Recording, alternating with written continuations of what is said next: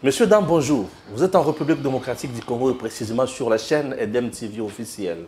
Nous sommes là pour servir le peuple congolais. Nous voulons bien sûr donner la bonne information comme d'habitude. Chers compatriotes, dans l'est du pays, à Lobi, Joseph Kabila est tellement préoccupé de la situation sociale et sécuritaire. Il y a des Congolais, depuis le départ, Nabango, Kino Lelo, Onyo Sabatika Yamalamu, régime à Tshisekedi et Bomi Yango, et Bango, vous avez la préoccupation, mais il faut bazonga en 2023 pour diriger Mboka, mais Mayango Liboso, Lukutato, vérité. En dehors de ça, les solos, il y a bloc pétrolier. Et surtout, un bloc pétrolier qui n'a pas de sortie médiatique. Joseph Kabila Makambo. Vous risquez à faire ça sous les Souba et se répéter dans le Congo. Et tu recoues ma solo bandako. Bandako, ma frère bandako. Bazoï bandako, bandako, bandako. Il y a beaucoup de choses autour de là. Élection en 2023, Nalandi pour se peigner. Élection 2023. Et que glissimate. Je reçois Patrick Eyal, que vous appréciez beaucoup sur EDEM TV officiel, dans cette émission Tango Koki. C'est parti. Patrick Eyal, bonjour. Bonjour Stéphane. Tu as sur le lot? Tu sur la Obeka Makamwamboka. Il y a peu de moi passé, j'espère, non, quand même moi, le jour où il y a moi, il y a Makamouze Belé, je n'ai pas titre. Mais dis-moi, tout d'abord, il y a un bloc pétrolier. Puisque moi, hydrocarbures, ils ont ici, au vent de la Ramon Mengi, et du fait qu'ils sont un peu proches, dans des Boudim, un dossier, et Belé, il y a Matali, et hydrocarbures en Mokanabiso. Expliquez Bissobino, bon pétrole, Kakarakingakati, et là, le Lenya, pour le Kakabila, il y a un problème. Merci pour la liberté, madame Stéphane. Moni, ce qui aujourd'hui les kundu, c'est les brousseaux. À toza mutuya, vous allez moi maïele, toza maïele. Les kundu wana eko bonza maïele na yo. On a lundi comme yo, comme batu nyoso, ba déclaration il y a les uns et les autres. Oyo bazolinga ko incriminer ministre en fonction ya hydrocarbures Boudimbu. Na kati wana eza na bato yo ngai na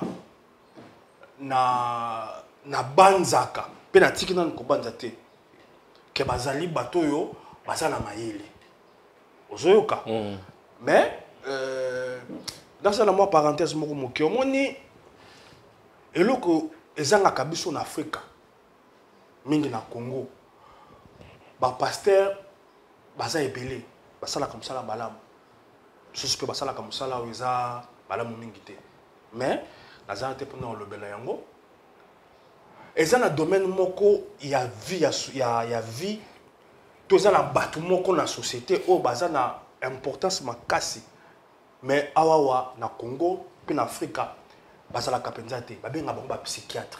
OK. Batu ezalaka ce qui ont un problème, il y a Moutou. Des siko ko fanda alandela yo. Au moni les États-Unis, moi na mobali Al Gore. O andongwanaka na élection, o ya koyaka na mukie na bitumbana ndeko Bush. Na simana yango azwaka problème makasi ya Moutou. Balandela une année. Ozoyoka? Oui. Azamuta maele. Mais il a connu un choc qui a créé de troubles comportementaux, qui a exigé à ce qu'il soit suivi. Ça a été une déclaration, en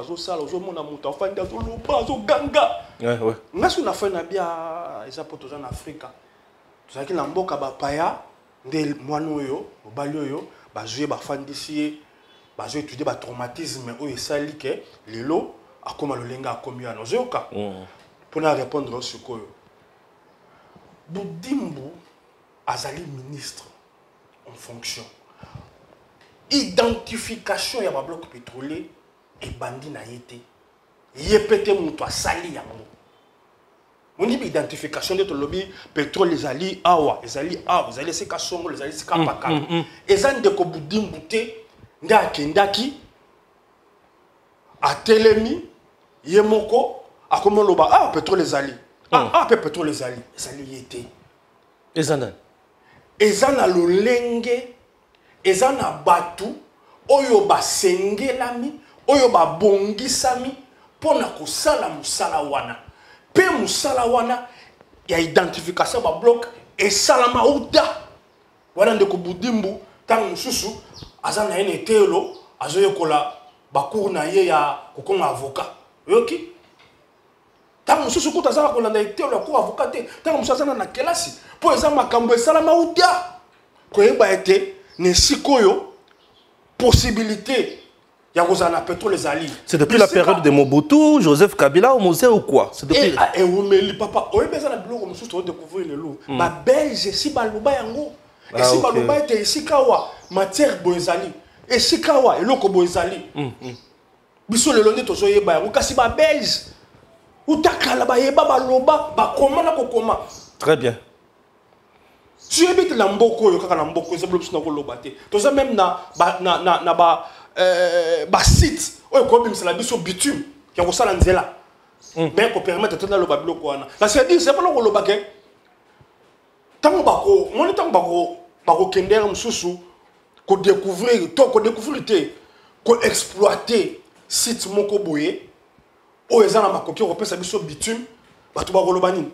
Ote de kokinga ne mutaki découvrir en té eza biloko ici ezalaka identifié ici yebana ça remonte à des années 60 70 80 même avant avènement il y a prédécesseur il y a Tshisekedi eza biloko ici yebana parce que ba bloc pétrolier ezana balolenge scientifiquement ebele ba yebaka eza mingi musala ya ba géologue ya ba géophysicien nde batalaka environnement ce qui est cas des années sédimentaire déjà office c'est un premier indice ya koloba ete géographie et sikoyo ezola kisana biso ke makoki na se na mabele na yango to na se ya mai pétrole ezala to carburant to loba carburant to produit ya hydrocarbure ozoyoka desko betude mususu oyo esengela maka esalama à travers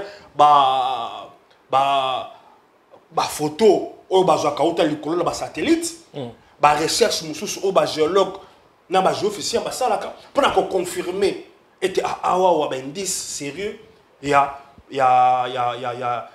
pétrole et ko kozala ozoka musala wana esalami na ndeko budimbu teza musala esalami uta ba prédécesseur na o ba leki wana ba ntamaka yango ya ye a trouvé d'études tant a trouvé d'études et c'est là que koloba betu d'autres ça na ngonini ni ne sengeli to sala pour te makoki oyo to yebi et to ça na ngo ya pétrole to bongo le yango ndenge nini pour to koma ko salela yango nde ba lobitala nzela ya kolandeza yango et c'est ngol ko na nzela mibeko oyo votama na nzela ya elongo kabila zalaki et sengeli betude oyo biso to sali to consolider yango to luka ba société parapétrolière oyo et ça la étude de confirmation ba donné ba certifié que ba donné indicatrice auto ça nango ezali solo peut-être ça la estimation il y a ba donné wana ekoko représenter combien de mètres cubes il y a baril il y a pétrole to ya gaz osoyoka ezande ko budimbu tenda afandaki na lobia sikawa pétrole ezali et sikawa pétrole ezali koluka kolatisa mutu abatu ekulusu po ete kaka kombo na yezo pesa machacha usala mutu mayele tango zoloba makambo tuna luko yeba nani asala ka ete musala ya koloba ete awa pitule ko kozala musala wana ebandaka elekoni très important et peut-être balobi pitule ezala kingakati papa tango lobi likundu ezo bonzama na bato ebele balobi te ke pitule ezali na se ya parc wana te kinga parc ya kingakati esika kabila tonga parc somptueux luxueux oyo tango ndeko cardinal amoni alingi na kokwea lobi amoni loko ya lix makashe boite ozoyoka malamu eza ya Congo eza ba BPT tant peut-être nga na préférer que za ndeti mubuta salaka na nzele ezaka yete ezaka ya Congo mais ma BPT ya saleza ya na libota na ye mais wana eza débat mususu pitulu ezali etandi munene e outi kobanda ngambu ya bandundu soka ekoti elobete ke pitulu eza na se ya parc wana balobi yango te. Et puis natina kaka ya koluka mutu sili na mutu to esika mususu bolingi bolatisa kaka komba mwana mboka budimbu aussi longtemps que la conseil des ministres tango ba identifier ba bloc pétrolier balobi te esika wana oyo ancien président atonga parc na ye wana ezali domaine protégé parce que mubeko na biso ya hydrocarbure et sangana na protection environnement ozoyoka eza na bisika mususu ata pitulu ezali ce que esika wana eza ko servir en termes de biodiversité parc ezali banyama mazali l'état azana na koloba obligation ozoyoka alors ba été awa tokosimba te. Donc si je comprends bien, l'État ne va pas demander à Joseph Kabila de libérer Kengakati pour exploiter le pétrole. Koloba mate et si comme côté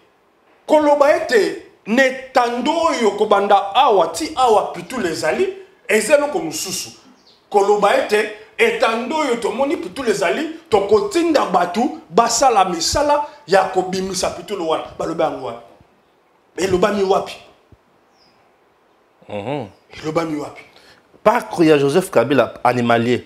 Et ça pour l'intérêt naïeto pour l'intérêt à Mboka.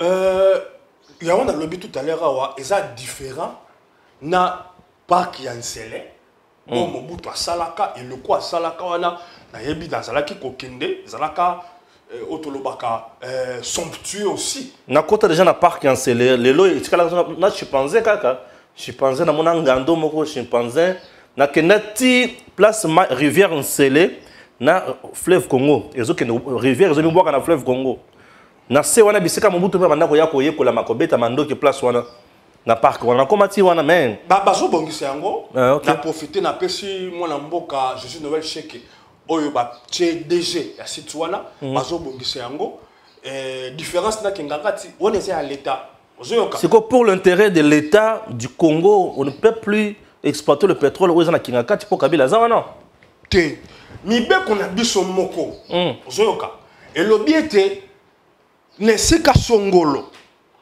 ce qui n'a se été yesika wana to pitulu to matière mususu précieuse ezawana était le corona ngweza parc animalier to ezali nzamba ezo son environnement et sengeli yamboete pour luka popoza ndingisa ya ko zwa matière précieuse wana ministère environnement et PCA ndingisa. Mais c'est dans le cadre il y a eloko où il y a l'état. Mais ici c'est quelqu'un qui est allé s'installer là-bas. Est-ce qu'il n'avait pas aussi l'information selon laquelle Nasser a pétrole les a? Wana nazala ngambu ya balobelinga été pour naloba ce qui a yebaka to yebaka te. Ozoyoka. Il était président. Kasi na lobby te parce que na lobby ayebaka na komema kuluzawa na boyi na ngai. Na lobby na pese bénéfice du boyi ngambo. Na boyi ngambo. Na pese bénéfice du doute na lobby tant on susa ayebaka te. Ayeba te kasi biso to moni ete esika wana ezali parc animalier. Ezali esika pimatiti ya zamba ezali. Mobeko lobby ndenge nini ya kosala na baka ya bongo. Ozoyoka. Mboula Matali gouvernement, la conseil des ministres, toza à peu près na quelque chose comme 60 blocs pétroliers. Nous sur 60 blocs pétroliers wana bâti en côté un appel d'offres pour être bateau basala capitule. Mais parti qui n'a qu'à un appel d'offres. Mais ils sont parmi les 27 ou ils ont un appel d'offres. Ils ont un appel d'offres. Ils ont un appel d'offres. Donc, mon toit, bimisa bambuma mis sur la TV, azo ganga na pam. Ils ont un bateau quand aso ikara bataki komba kabila. Ndri ki tout moko boye. So ikara o mutu moko boye aso kinda kwa bateau babimisi poko mona lelo wa poko yoka. Ndeli solo mususi yango na bandako tout le monde mama. Avant na kumela kwa bandako na sisa makambu ya hydrocarbure. Vas-y. Oyebi kozala ministre hydrocarbure. Eleko. Eza parmi ba portefeuille ya matata ko zangisa otana ozata pongi to le to la muki compagnie ya SN ezui moi les kambo moko boye oyo etali bango mene bato balamuki na tongo budimbwe papa na biso loko moko yebi tango moki awa eleki te awa mikolo awa o pitolo komaki pasi awa nayoki lisusu bakompani bakomeli budimbu mpona oyebisa eke na 2 ou 3 mois avie kotambola lisusu na Congo te ntango engindaki awa pression lobby esalamaki po ete talo ya pitulu ezala talo oyoyo toloba baaplike prix réel parce que prix oyo totekelaka pitulu eza prix réel te so tolobi toteka biso Congo pitulu na prix réel pitulu ekoki kozala lelo ata na ba 4000 francs koleka ok ozoyoka etekamaka lelo 2450 oyo ya likolo wana l'état nde moto afutaka na libenga chaque mois babengaka yango subvention l'état abimisaka entre 50 et 60 millions de dollars ozoyoka oyo apesaka manque à gagner ya ba société oyo etekaka pitulu ozoyoka soki l'état azalaka na misolo te ya kopesa kofuta wana nde nayebi so awa si makambo elingaki ebeba ndeko ye na ndeko Kazadi basalaka manso po te manque à gagner wana atake un susu nyongo ekomi 1 2 3 mois mais kasi eleka te bafuta soki bazalaki mpe na oyo balobaka na conscience sociale te balinga baloba tosede na biso kaka totika dépense wana mpe tozosala 60 millions oyo l'état azopesa ya manque à gagner eza ebele totika yango ezala bongo totia kaka prix ya pitulu ezala ndenge oyo esengeli ezala mpo soki otali na mokili biso na Congo toza parmi les 15 pays oyo pitulu etekamaka na se ya se ozwi bamboka nyonso ya mokili toza parmi les 15 pays les 15 premiers pays oyo pitulu etikalaka na se makoki wana ezokoka kosalama grâce aux efforts ya gouvernement oyo chaque mois atiaka 50 ou 60 millions sengeli kotonda botondi teko Nicolas Kazadi kotonda botondi ministre d'Hydrocarbures oyo pression oyo nyonso azozwa po ete eloko wana parce que bato ya compagnie ya pitulu balingaka eloko wana te bango mpona bango balingi ete botika pitulu etekama na prix oyo esengeli etekama toloba 4000 soki 200 soki 300 francs ozoyoka nde esika bitumba ezalaka esika banini ezalaka mais Dieu merci moi mobali wana basu baloba losala jalelo mais za makabla zomona aza na sens ya management ayebi kosolola asolola kitoko yango bandeko ya compagnie pitulu batia na se po batelemaki na yebi so ntango bakambo engindi awa pitulu ekomi pasi ti lelo mpe pitulu eza pasi mpona kozwa yango mpo tokotika koloba yango te bitumba oyo esalami oyo ezosalama na ngambo ya bapaya ya mindele kuna entre Ukraine na Russie et perturba c'est-à-dire processus ya kosa babengo nini ya kokwa la lingua la localité musuna lingala na kote lingala nga za rapé moi kokoso ozoka donc et bulungisa babitude nyonso po bato babande kozwa na ngambo ya Russie batika bakoma kokende kozwa na bisika biso tozwaka mpe mingi na Amsterdam mpe bisika biso tokenda kozwa ozoyoka nde esali ke biso na bango tokoma kowelela nde esali ke talo ya pitulu mpe ezomata se komata mpo bapeyi oyo baprodusaka yango baboyi mpe komatisa production na bango ozomona na kati ya biloko nyonso wana tozolamuka tozozwa pitulu na bastation na biso ata koyeba mosusu komona mwa ndambo ya mokolo to mokolo moko to mazout to essence emonani te mais régulièrement tozozwa yango na talo mpe oyo tokokoloba na talo moko ya prix social kasi eloko esalamaki na bandeko ya compagnie SN oyo bato balingaki bazwa babongolo yango bakomisela yango koni bapelisani moto bazikisa mokili biso awa na Congo nde na biso yo ezala essence ezala mazout ezala kérosène ezala jet ba produit nyonso wana ya hydrocarbure etekaka makatalo mokie gouvernement ezwaka mokano ezwaka ekatelo ete ba compagnie ya pepo ya libanda ekobanda kosomba jet to kérosène na limite ozoyoka potalo mokie ototie to préférer biso et servir na ba compagnie na biso awa ya mboka ozoyoka bango kuna bamboka ya bapaya to ebisi bango pokoki na biloko ya kosomba kasi limite boza na limite poto moni ete toko kotekela na prix assez bana mboka kasi toko kotekela pe kaka te na prix wana ba compagnie ya libanda te aussi matin kasi komona batu bakongomani bakongolia olie baluka bayeba ba comprendre bango bazwi bakoti na bulu yeke baye nzoka solo yango wana heureusement molobeli to représenté ya SN ajoki maloba apesi ya ye biano pour kotalisa ete likambo ezalaki na ngambu ya biso te gouvernement kasi na ngambu na bango mpo baplanifie ki makambo ndenge esengeli te ozoyoka kasi makambo ezongi nango na molongo bandeke na bango ezongeli nango mosala na yango ezongeli komema batu kasi bateyami koyeba ete limite bapesi bango ya koya kosomba bitulu na biso kérosène etambusaka ndeke limite oyo bakoki koleka yango te. Très bien, merci. Toyoki très bien. Totikala kaka na famille Kabila puisque tobanda lobela makambo pétrole ya Kingakati bouti kolanda mais Patrick Eyale a pesi comme précision.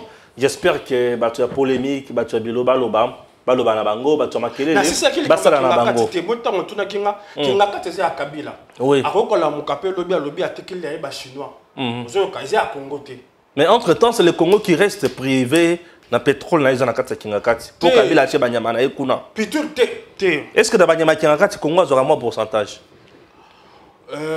Bon bandeko basala kakuna bazape ba kongomani bazwaka pe bongoma lomeya koyeba soki afutaka ba taxe ya l'état bon wana na ebité kasi pona ngai na bato balingaka kokende kuna namoni yango eza penza mabete ozoyoka nayoka kaka pasi ete yaye aza nango yaye kasi ya l'état atika yango soki toke na zwawa soki omoni otali omoni muselekete omoni nyau omoni na pangolin moko esili omoni pona yoka kilion aza kuna asengaki transfert batina na Kingakati te po ya biso omoni bato tango akokola mukalo pa tekine Kingakati mutu aye kosoma Kingakati alobi nga na komisi na ngango ferme na ngai to na komisi na ngango musée na ngai bato bakota te ozoyoka yango wana différence butu asiela biso ntsele eza libota na ete ozoyoka lelo ntsele eza ya l'état amoni ete ntsele ebonzamaki azwi atie makoki azwi mwana mboka sese noel cheke atie wana bongisa ntsele ezonga kopesa l'état misolo. Merci beaucoup. Restons toujours dans la famille Kabila. Zoé de Guerpi de la maison, de qui va te balobi qui voilà katia koluka bango problème pour Kabila za moto maîtriser armée à Congo, boye ba ke batona bazoti kala toujours loyaux envers lui. Pouvoir en abisso est très faible à tel point que nous risquons d'assister dans un scénario il y a Sassou Lisuba ici à Kinshasa. Ça fait trop mal et trop peur. Torokotana si on a tant que le makambo ya élection, sondage, bien sûr. Côté la mandambu ya likanisi na loba. Au moins ceux qui batu baza convaincu que nanzela o elungo bandi pona kolungola mutu ba kolungola été nde ba komaka na bajara ba réflexion le biana. OK. Je mona po ba sukisa mi ba yebi to kolobela na sondage et nanzela o elungo bami po mutu wana longwa to kokokate.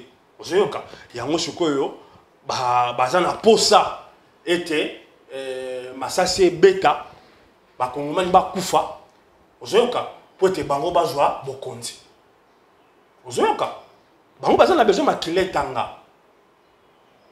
baza na besoin makile tanga po bango bazwa bokonzi ok papa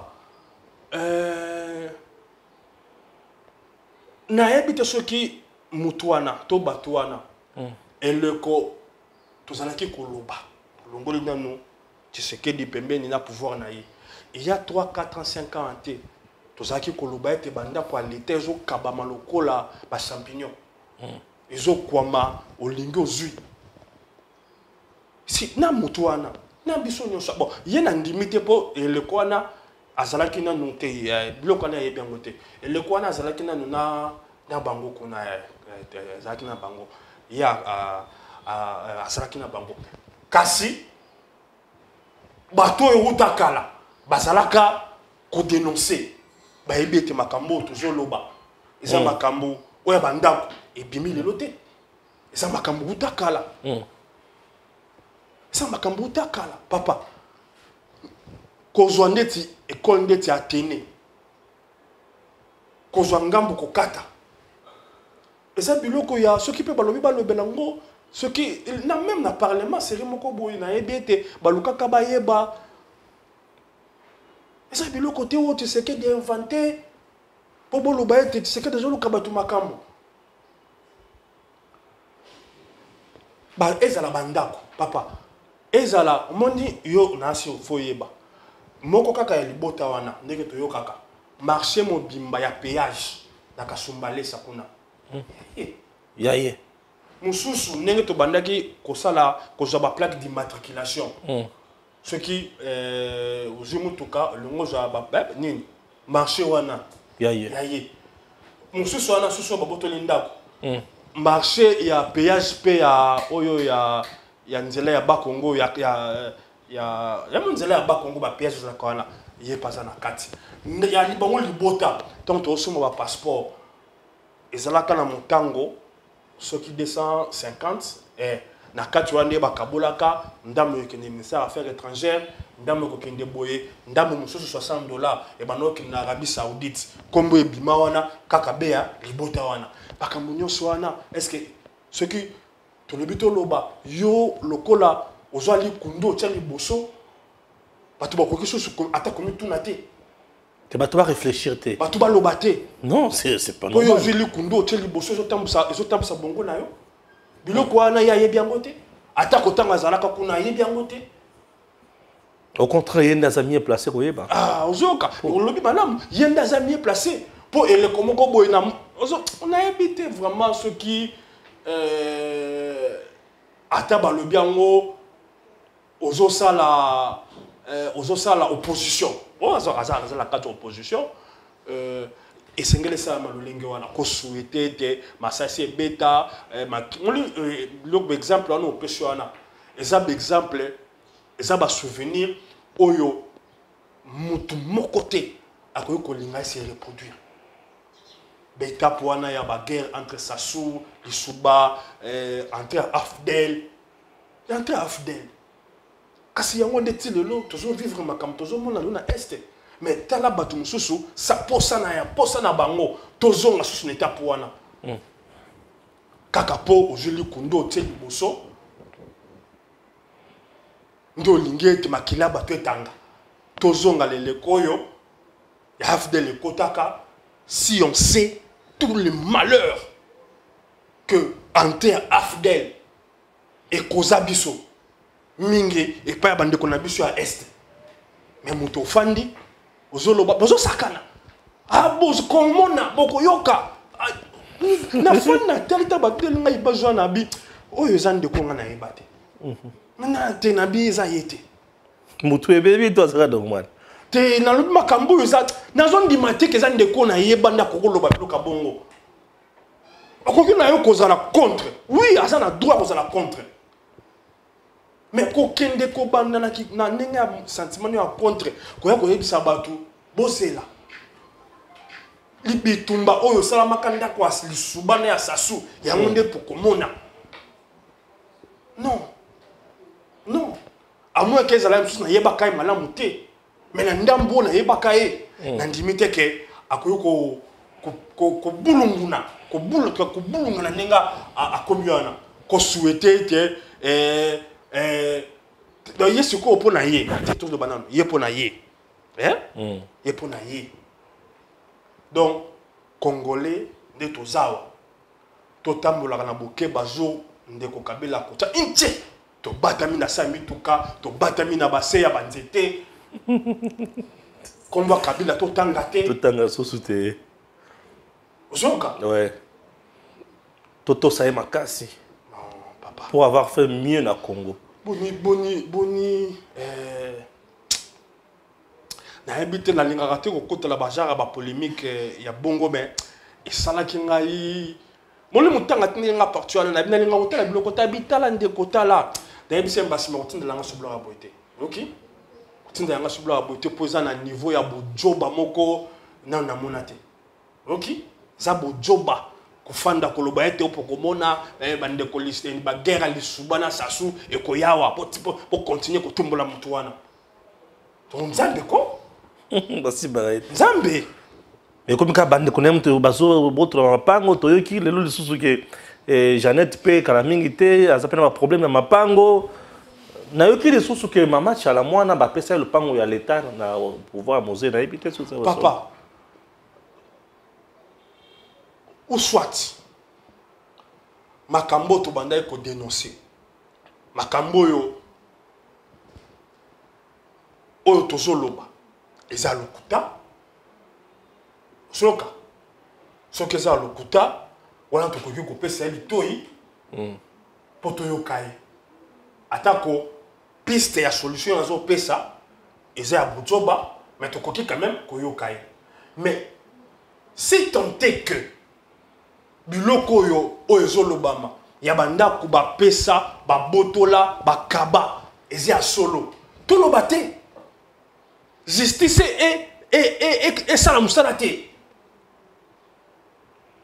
omoni malama biloko oyo fo kozala conséquent wala soki nazolobela na bato baza na bokonzi omoni ndenge justice soki eza bango nde bazotinda justice soki eza justice yango moko aucun pouvoir n'est éternel bato mpe bazawa bakoleka soki bazwaki mapangu ya l'état pouvoir oyo ekoya justice oyo ekozala mais kobotola bango mpe oyoki lolenge moko bato oyo batu koleka ntango bayaka biso kutu tomoni awa justice esambisi epesi tort to raison yo yoka te bato afide ntango bayaka bazwa bandako ya baseti bazwa bandako ya bamouvansi ebele bakota sans ata justice établir ke ndako oyo ezalaki ya ye te toyoka makambo wana te ntango nani musée ayaka na bato nio nyonso bayaka bazwa mapango ya bato ya Mobutu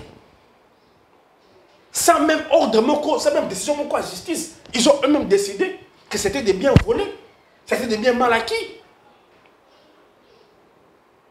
Aujourd'hui, mais le koyo motu to l'état amoniete ndakoyo ekwamaki na ndenge esengela mite. D'ailleurs, mutoyo asinyaka makoloto pona kolongola ndako wana ezala ndako ya l'état pour etekama à reconnaître berrer na ye à demi-mot. C'est quoi ngambu ya Tshisekedi na monoko na yo na maloba na yo eza wapi ndeko kokonyangi ye moko. Oui, je l'ai suivi sur Top Congo ce matin. Ozoka à reconnaître à demi-mot. Alors bi iyo ngam taki mokoloto soki mokoloto na taki eza mabe nakuta pe yango bongo libungi ewuti na muto azoka yango. Oui, ozoka bien sûr. Sikoyo yo kaka po eza ekunde kozoe biloko nyonso wana même bango moko ya ngamu na bango ba reconnaître ezaki na libungi balobi bavoué yo lingi toloba te justice esa musala te soki basali musala mapate esengeli ekitela biso awa lisuba na sasio ekomela biso awa. Bozoba boye makasi boye lolenge na kamwe ya mutu mayele bozoba ya mutu zobe esalaka nga pasi te kasi bozoba ya mutu aza na mayele lokwali kundu nde kamusaka ngai ozoyoka tinda ye alanda makambo oyo kokonyangi alobi yeme Kokonyang, muto azwaka mokolo to atiaka pour être alongolanda kwa na domaine ya l'état. Alobi ete non, yaza a mema makipe na libungi. Ozoka. Papa. Si kota muto yo azwaka mokolo to, ye moko avoué. Il était fan de Kangamaboko le bate, toti que la kaka, pour ceux qui te zuango, de quoi na le baki, ceux qui te meki, ah, tu recommandes que tu commandes qu'il y a wasasuna lisuba, mais ça c'est ko beta batu ba ko kufa, mokile ko panzana wa, bongo, tout ça bongo. Somo, voilà.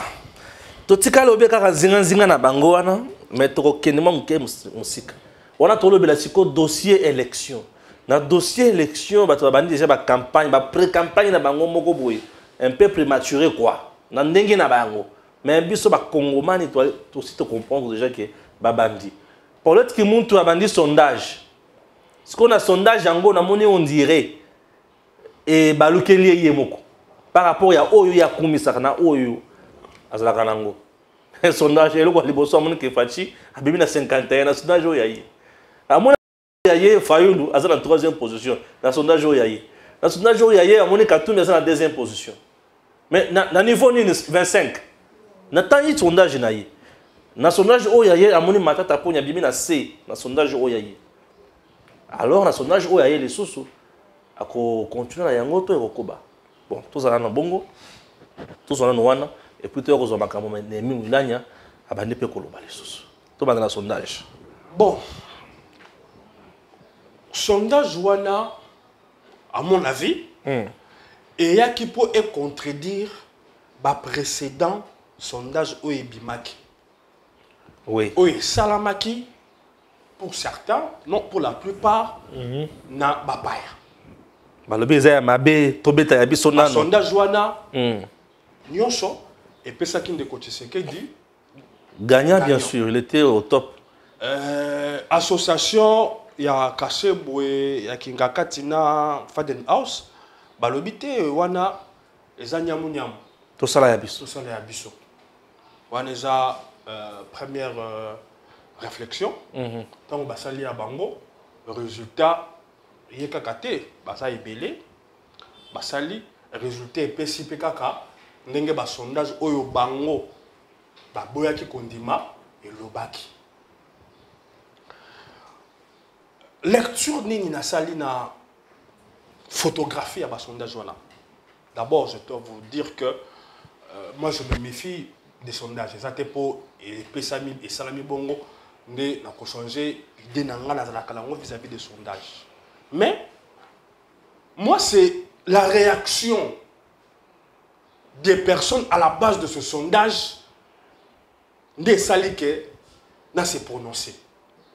Pour mauvaise foi ya niveau na te papa eleki mauvaise foi ya niveau wana na mona na te o eleki sondage yomoko bino moko bo salisi bo échoué et pesi o epesi moni image ya contestation e ko sama 2023 et c'est bani déjà yangwana baza déjà sûr que ba ko échoué te yangwana. Déjà. Là où les gens ne comprennent pas pourquoi le résultat ils ont payé ça, pour la plupart, même réponse. Je vais vous expliquer pourquoi. Il y a aujourd'hui une coalition. Oui. De fait. Où dans cette coalition, d'ailleurs, Bangomoko, réclame à haute voix. Moko na bango lobaki na utiliser il faut qu'il y ait un attelage, c'est-à-dire association entre plusieurs forces. La force ya Kabila, la Katumbi, la Fayulu. Et Matata. Je parle des forces. Je ne considère pas M. Matata comme étant un représentant d'une force majeure. Une force majeure sociologique. Une force financière. À ne pas confondre avec une force en termes, je dirais, sociologiques. Matata est même contesté na fief naturel na Yamaniema. Pour les ceux qui ne Salomon à Libaya, Moussoussouana, Azaka candidat malheureux à Tilibaya, Matata ne va pas dire qu'il est le leader incontestable et incontournable de Maniema. Or, Maniema, en termes de caution électorale, Ezali, province Oyebimi, ça rappelle les termes qui est. Il faut pas retenir Biloko. Pour Chadar, vous avez la Maniema, c'est ça, non? Chadari, Matata, na Salomon. Vous avez déjà mis ça. Nani Aza, Mokolo, na Bidonio Segun. Maniema, dans la province de Congo, ils ont les derniers en termes de coefficient électoral. Donc les derniers. Les derniers. Bois Moukié. Attends, Balongo Libango. Aucun impact. Il y a voix, il y a Maniema Nyoso. Rien. Et il y a un commissaire na composition on a sali. Parce que tous à la symbole, le vote ou l'élection au Congo, et d'abord de manière sociologiquement la fief naturelle nayo. Je ne vais pas faire allusion à la tribu, à la province, mais généralement, et bandaka, là où tu as un fief naturel, le fief naturel de Matata, c'est le Maniema. Raison pour laquelle, pour mon naga, à Kendaka Karata, on est sur la Maniema, Bissika Salama Kamnae, et la Maniema, c'est-à-dire parce qu'il sait et considère que son fief naturel, c'est les Maniema. Jusqu'à présent, j'ai l'impression que dans mon meeting, mon côté, au Matata a salé la Kanloka, ou soit dans Kinshasa. J'ai parlé des forces. Oui.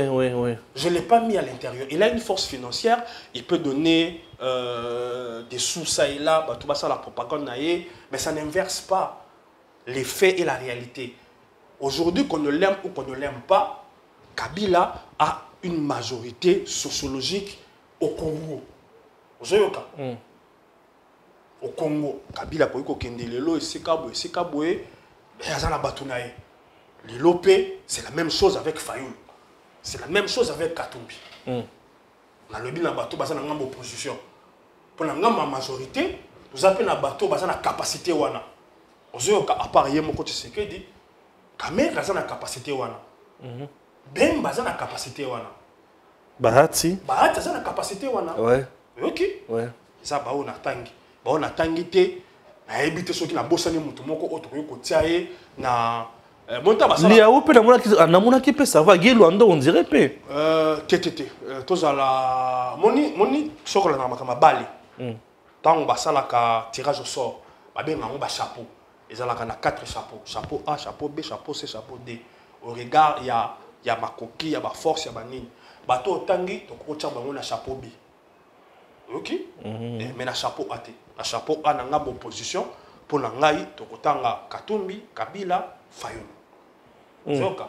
Na ngambi ya pouvoir to kotanga Tshisekedi, to kotanga Kamere, to kotanga Bemba. Bahati c'est plus que la caméra. Bon, wana ezali dans contre la débat na te. Ndima yango Bahati c'est plus que caméra. Dans contre la débat na te. Ndima Bahati c'est plus que caméra. Dans débat na te. Nga naza na te na alimenter bazaka ba débat boy. Na pesi sociologie moko général ya ba force politique. Merci. Mais ngai sur base va donner dans nango. Bahati est plus fort que caméra. Soit. Merci. Sikoyo pour la zone sikoyo na la lecture la bande ko sala. Mon les trois forces d'opposition voilà. Ouais. Ceux qui basali schéma oyo opposition et ça là qui était en 2018, ils vont connaître le même résultat. Quel est le schéma? Le schéma est Genève. Tout ça, tout ça la capacité, la coquille, la atout, tout ça pour tout représenter une force au-delà. Il y a adversaire Mabiso. De Monaki, Genève. Bien que Genève est Pessa ou est Pessa, on a c'est le passé. Ceux qui basali wanate, ils connaîtront la même chose. Pourquoi? Au monde ceux qui vont s'exprimer, vont se soutenir les uns et les autres. Au monde ceux qui ont raza d'obédience Kabila, le Bili Kambo, bande de Katumbi, Bato Fayoulou, à soutenir. Ceux qui peuvent monter à Fayoulou, à Lobi, ils sont dans une coalition de fait. Mais quand il s'agit de voter, Moutou na Moutou a voté, candidat Oyaye, Ata Ozali cardinal, comme Yosa cardinal, topé sur Ndingisa, au voté 100 fois. Na cardinal, na Stéphane, vous avez droit, il y a vote mon corps. Il y a voté Katumbi, il a voté Félix. C'est ça. Vous avez cas. Il y a moi, si quand on commune le sondage, il faut voter. Il y a Kabi, il y a Katumbi, va voter Katumbi, il y a Fayulu, va voter Fayulu.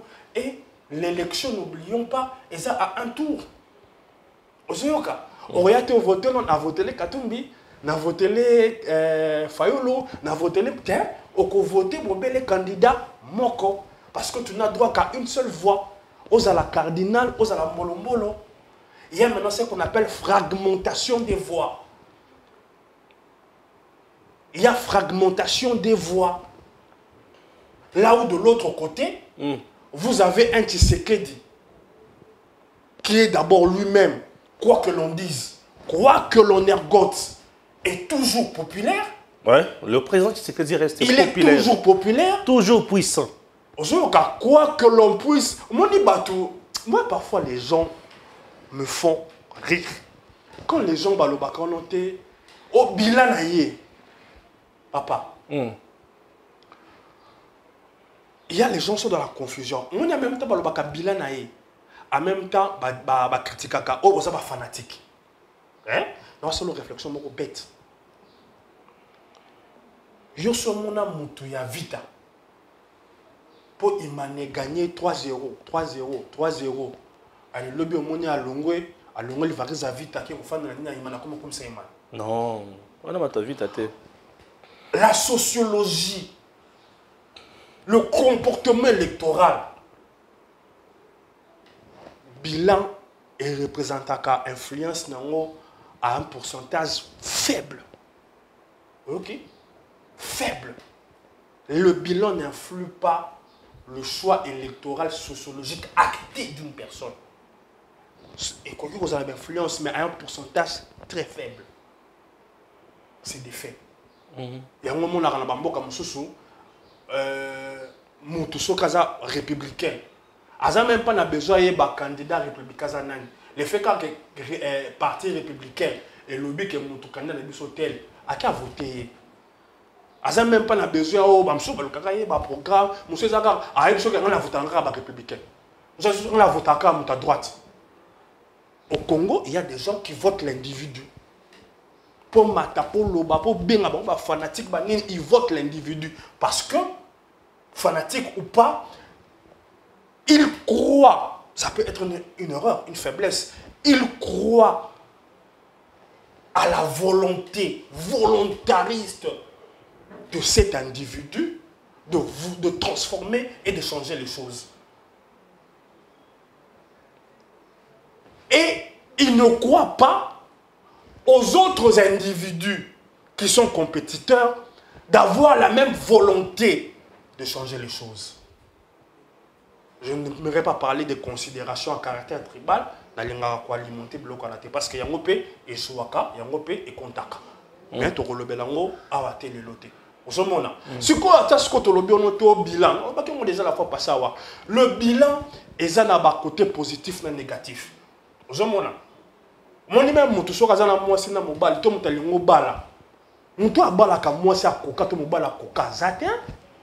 Oh, j'ai trouvé l'homme parfait, j'ai trouvé la femme parfaite azate. Au rotala ba qualité ba défaut au sali balance ozomona kalingi mutu yo mais obike ram oyoyo loko pop mais les blocs ba ba mingi ram oyo. Ok. Bon. Attends, mais quand même budget à 3 milliards. Budget n'est pas comme 10 milliards. Mais mon tour a su que ça budget à 3 milliards. Alingi sous sa zone à sous. Bateau va travailler. Balingi bazonga. Mais ça qui est ma mais il y a un budget comme ça à 10 milliards. Na 4 à 10 milliards. Les tous les gens les lots. Bateau va s'ala dans l'État. Salaire na bangoza. Tu équipé que on noté année prochaine total dans ce que ça le coûte à solo budget armé et kokoma 1 milliard. Wow. Ça là. Je ça là. Balobi on noté yepé aloba ki ba kanga batu te ba komi ko kanga batu. Mais ce que je alobaki bato ba critiquer ba okanga bango te. Mais à cause on a raison et le mec c'est combien ko finga. Na mboko si tout le monde a député leki ne sika la bango alobaka. Aloba na président inconscient. Toyoka ngwati. Oui, toyoka. Ah, ne le kwa Kabila soyoka député. Non, yo ki me kamaka mabongo. Toyoka journaliste moko boy. Alobi na mokonza mboka aza bandi na TV na radio oyoka ngwa oyoka. Donc c'est à dire yo moko motu au-delà de tout ce qu'on peut raconter tu vas faire la balance entre bah défaut bah faiblesse bah imperfection parce qu'il en a. Il y a président actuel n'a pas défaut, pas faiblesse, pas imperfection connue de ses adversaires, connue. On parle des détournements. Oui, il y a des détournements. Hein, il y a des détournements. Mais ceux qui ont un rapport à Zekabi, n'a mis ça. Parce que ce que tu as le choix entre Mba et Nyoshu Amabe. Bah, on est sur la défaut. Mais bah, le but, il faut prendre. Je suis conscient que bah, on est sur la mais aujourd'hui, pendant que nous avons na CV na ye ya kindakata na bana 12 ans 13 ans zwaka ya kindakata sangana ka nzoto mibali na mibali ye mwana ratakate ya 12 ans na 13 ans zwaka oyoki nga mususu ye paza mobulu aza moi likango ne moko boye na lemba mais alala kani na ndako ozoka c'est-à-dire nazo imager makam ouais. C'est ça. Dans une réflexion basique, tout Congolais qui est là. Rapport à Zekamino, Batubabeta Kakara. Mais si elle est qui détournement, et Salami, rapport au Mokokaka. Dans 3 ans, il y a ce qu'on peut dénoncer des détournements. 35 milliards 34 Ok. Ok. Le Bandelé, 34 à 35 milliards. Batubaso loba bakao 100 jours 100 jours. Pour la répétition de balobaka est la mère de la science. 100 jours et Bongisa Mbongo combien? 100 jours budget là qui à 450 millions. Maintenant la question à savoir les 450 millions ont-ils été tous décaissés? Non. Premier élément. Deuxième élément. Les gens sont dans la confusion parce qu'il y a une confusion entretenue. Il y avait plusieurs projets. Vous voyez que même et le coup mon conservateur qui a inauguré, il y a Maïna Imbo. Lemba Imbo. Ça fait partie des projets à 100 jours. Waouh. Ok. Ouais. 60 millions comme ça. C'est-à-dire qu'on a détourné 450 millions, c'est-à-dire c'est Obalobaka, Bozoba. Ça la calcul, bilo konyo so poto sala et sali biso montant oyo. Ce qu'on reproche à projet 100 jours, c'est une communication biaisée, c'est une lisibilité et une visibilité tronquée, c'est le non-respect des délais. Et c'est là qui bloque et Salama, mais aussi c'est des détournements aussi. Mais des détournements qui ne sont pas évalués à 450 millions. Sinon, bloque et Salami. Nayasuka auto type au batu ko inauguré et ça mina mbongo ne quand c'est ça mina mbongo wana ya 450 millions aux accords décaissés mais certains travaux ont pris du retard, certains travaux ont été parfois mal exécutés mais à côté de cela, on a un projet qui a donné ou qui devait donner à la République 6 milliards. Le projet sino-congolais, qui devait construire 350 000 chemins de fer, kilomètres. Qui devait construire... Non, 3500. Qui devait construire 3500 km de chemin de fer. Ouais. Qui devait construire 145 dispensaires, qui devaient construire des universités, des écoles, qui devaient. 6 milliards. 6 milliards. Et qui est là? Donc les gens qui auront le choix, ils vont évaluer les capacités, les atouts, mais aussi les faiblesses, les incohérences des uns et des autres. Le Congolais n'est plus dupe. Toyebi ba yebi que mokonzi mboka azana ba faiblesse, azana ba erreur. Tout comme on sait voir ba tunaye, on sait voir ba avancer, ils ont réalisé à travers volonté politique naïe, on sait le voir. On sait voir que c'est une personne qui sait écouter, qui sait se corriger, qui sait rectifier les choses. D'ailleurs, j'en profite pour dire que c'est encore le moment de rectifier certaines choses. Le Congolais n'est pas dupe. Le Congolais n'est pas dupe. Donc, ces sondages-là, pour moi, ils ont traduit différentes réalités au Naïbissio. Réalité à fragmentation, il y a choix. Réalité, il y a, comment on dit, il y a photographie, il y a autopsie, il y a échographie, il y a capacité, il y a faiblesse, il y a chaque... Au moins, les gens sont d'une... Donc, au moins, on a monté, à le ballon, non, attends, comment on monte. Balobi, on a monté à soutenir le candidat tel. Balobi que Félix a tangaté, Aza Maëlité. Mais je soutenir le candidat, ou même il ne sait pas lire, il ne sait pas écrire. Il y a les Patrick. Patrick, il y a les Patrick. Tu peux comprendre ça.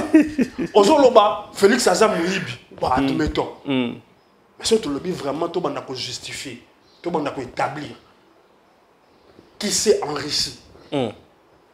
Scandaleusement, outrageusement, avec l'argent de l'État. Ça peut être qui? On peut ce exemple, Morobo, on attend comment monter. Au moins, on a un côté, on a bien, Stéphane Otongelo, on les a bien, on sait qu'on les a bien. Oui. Maintenant, si on a bien, Yaya, mon loko, la salle qui 18 ans qu'on a tourné, et puis écoutez, 2 millions. Attends, dans le bon homme, on a roboté. On a dit la PCO réponse. Merci. Dans l'obité, ton obité que rien n'a été fait. Mais quand on regarde le nombre d'années passées, ce qui pouvait être fait, je disais encore hier à quelqu'un, au moment de ce laps de temps, il y a tant de routine à soubresaut. Autant le président passager Bokondi. Tant au Assali. C'est à peu près, dans le bon, je crois, la même période où Angola Bimakana Kakatano a amorcé le développement de Yango. So, aujourd'hui 20 ans de Angola, aujourd'hui 20 ans à peu près, il y a un régime passé, autant lycée qui a été fait, tu auras la réponse de ce que tu as posé. Dommage. Alors, Némi Mulania à l'Est dit que Bazo sera par tous les moyens, Bango Bazon a pouvoir pour Onyos Bango Batika et Koufi. Avant de répondre à Natsika, na même élan, na le banal Kambia Seni. Au moins, il y a qui kaka chez les mêmes personnes. Les gens sont montés au créneau, tout ça. Bazo dénonçait le fait que Seni Bimisi, cartographie, il y a un bureau de vote. C'est ça? On dit confusion, il y a cartographie, il y a un bureau de vote. Il y a cartographie, il y a un centre d'inscription. Bon, on va poser un enrôlement d'abord. Enrôlement, comme ça, la manière, ceux qui battent, ils s'inscrivent wapi. Ozoka, le enrôlement, c'est en décembre. Tu es acté. Avant de remettre Salama, il faut que tu et si tu s'inscrire. Bien sûr, il faut parce que que adresse. ça là on est en bazo ça là balimba validé. Mais t'as la confusion. Mon confusion batia qui tant loi électorale est votamée. Alors que dans la loi balobi ba ko ça l'affichage bureau de vote par bureau de vote. Bah tout pour le moto urgent kuna balobi affichage exact. Le vice-président était obligé, M. Mbata, de faire un communiqué pour donner même l'article. J'ai l'impression que tu bats un rabilo comme tout est. Les gens sont dans la manipulation. Politique, il y a une intoxication dans la manipulation. Manipulation, ouais. Ouais.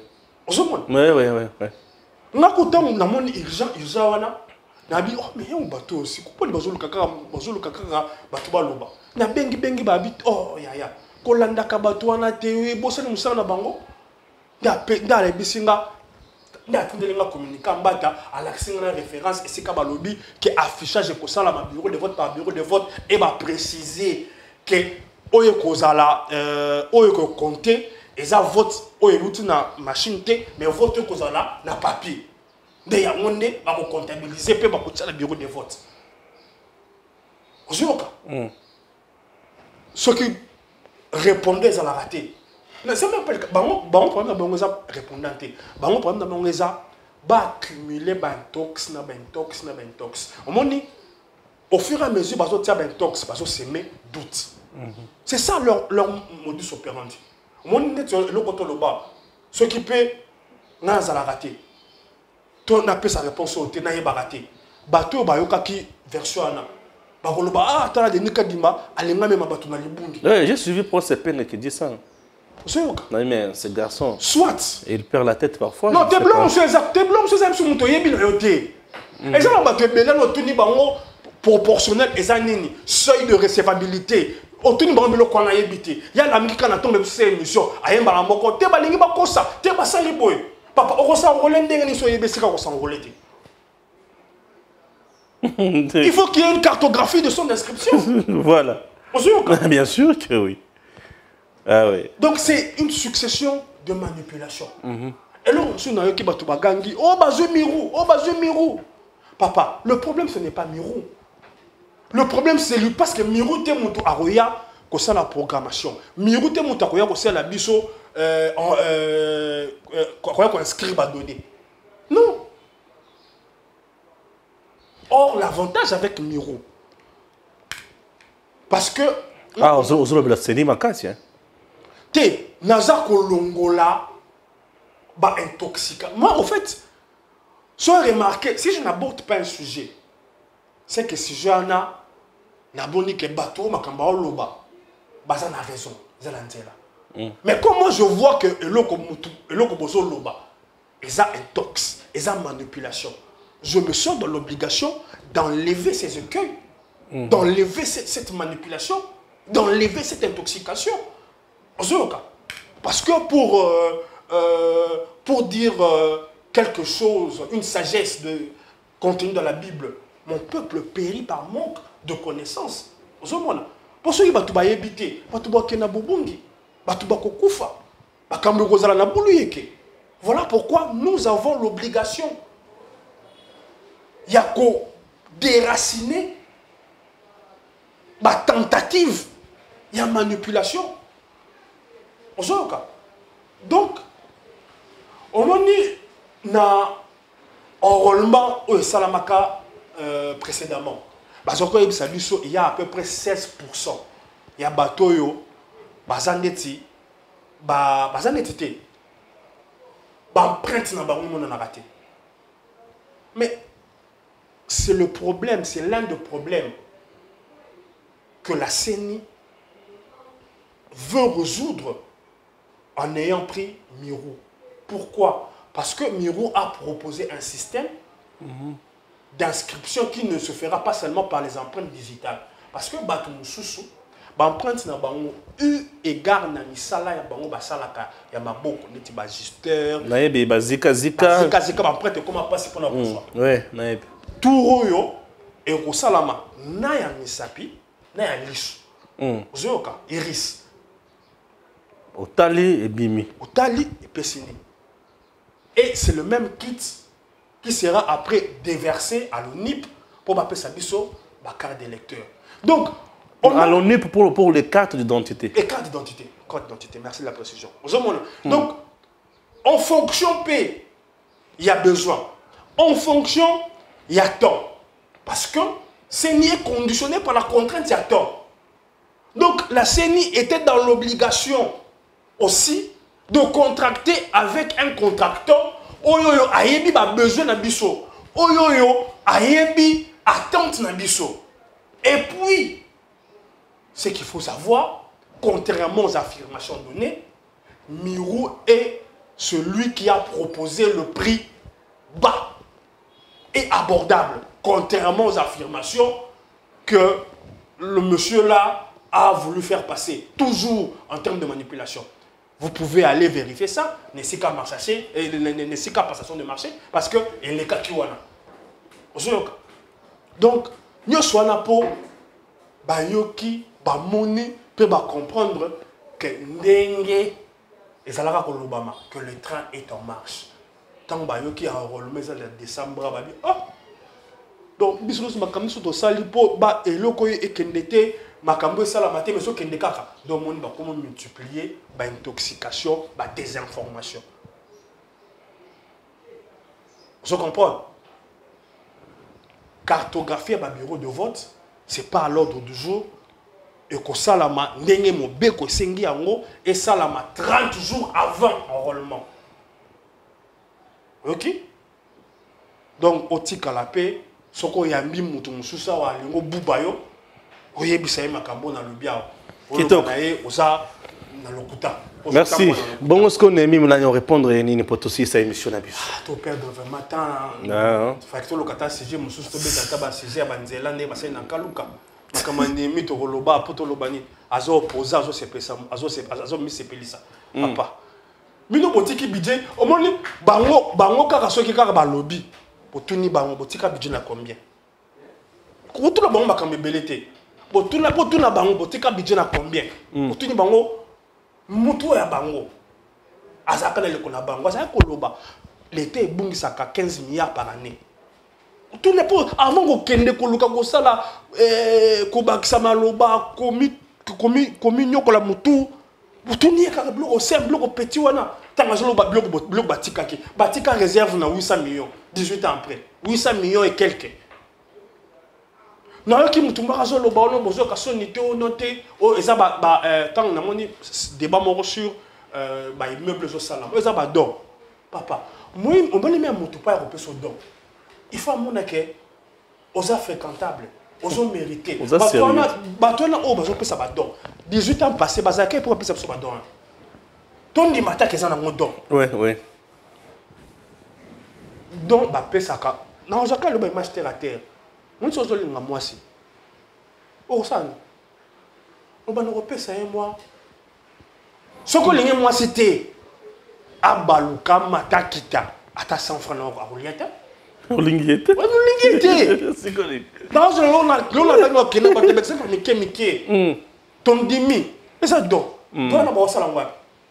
Na Congo. Et on profite na manai. Na ba Congolais. Alors, il y a bino sur Kobo la sabiso do à 18 ans. Ah oui. Maman on peut sabiso ba do na te poignet. Très bien. Très bien. Merci beaucoup na bino sur l'andibiso de partout. C'était un plaisir pour nous de recevoir sur ce plateau Patrick Eyale qui nous a bien sûr édifié avec la bonne information et surtout ça nous fait du bien. Merci, à très bientôt.